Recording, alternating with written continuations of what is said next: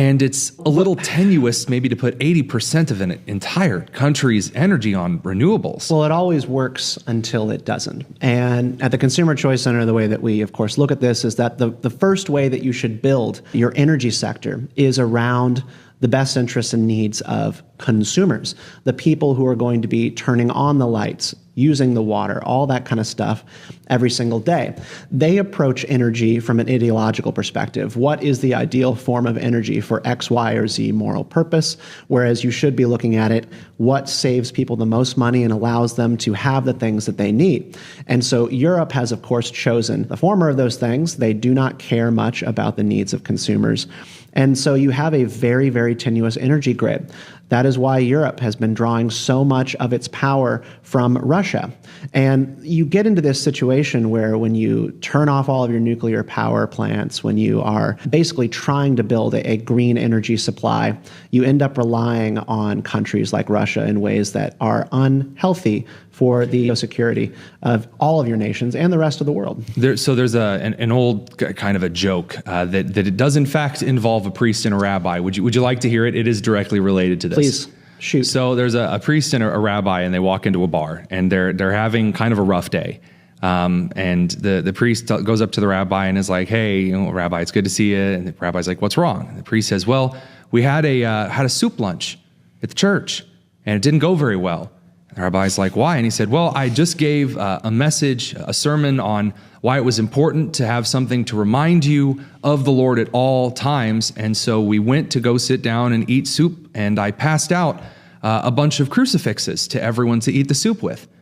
And the rabbi said, "I don't know if you know this, but usually the shape of a cross doesn't really make it conducive for eating the soup." And he's like, "Yeah, but I mean, having the cross around at all times is like a really good thing."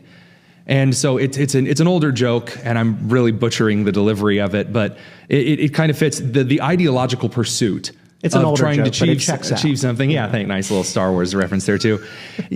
Don't ditch the spoon that works and is good for the consumer in order to go with the thing that may sound ideologically nice in the sermon illustration, but in effect... And the Trump administration understands this. An energy independence agenda has been getting driven forward by this new administration in a way that is incredibly exciting. They are pursuing an age of American dominance in energy, and Pam Bondi has been directed by the Trump administration through executive order to stop using the power of the federal government to crack down on energy suppliers in our country. You probably saw over the past 4 years under the Biden administration an explosion in petty climate-based lawsuits by green, lawfare-oriented firms who are basically trying to destroy your Chevrons and your Exxons and your Duke Energies of the world. And so they are suing energy companies across the United States for harm done to future generations. This was most recently seen in Carborough, North Carolina. It's a college town based right by Chapel Hill for UNC.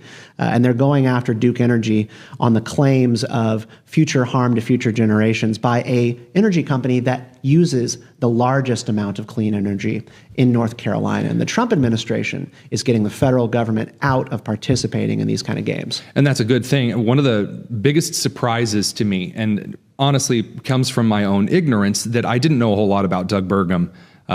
When he announced his very short-lived run for the presidency, I didn't pay a whole lot of attention to this Dakota governor guy, but I will say that one of the things that has impressed me the most in the last 100 days is how, behind the scenes, the Secretary of the Interior has been putting in all of this time to removing regulations. Scott Zeldin as well, Lee Zeldin, has done phenomenal work with the EPA, making sure that we can make things as long-term, just for lack of a better term, easy for the consumer. Easy, inexpensive, and that way you don't have to worry about massive blackouts on a bubble gum and baling wire power grid that, again, may have really nice intentions, but is awful. It's kind of like an energy policy is incredibly important. Yeah.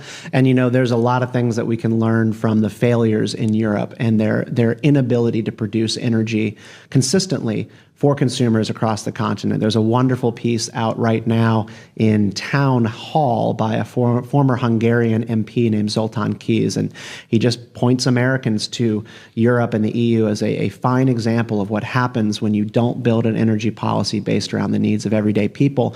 Not only do you fail to produce like what we're seeing in Spain and Portugal, but you also put yourself in a horrible position of being reliant on sometimes unreliable partners such as Russia. And for the United States, we need to be dependent on nobody but ourselves. We have so much energy and raw material.